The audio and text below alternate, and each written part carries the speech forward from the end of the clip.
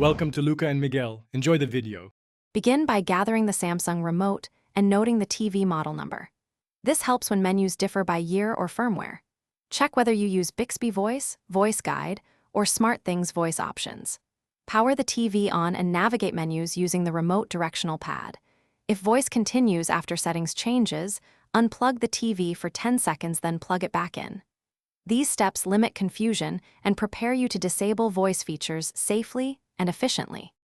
Press the Home button on your remote and open settings from the main menu. Select General and then choose Voice or Bixby settings to turn off the voice assistant. Locate Voice Wake Up or Wake on Voice and toggle it off to stop hands-free activation of Bixby.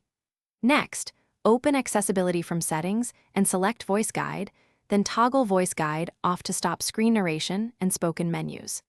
Confirm each toggle shows off and exit settings to save changes. After disabling voice features, press the remote mic button to test for responses.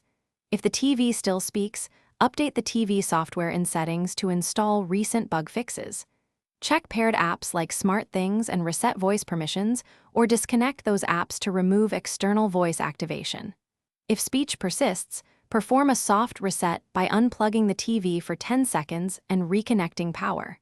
Finally, consult your model support documentation.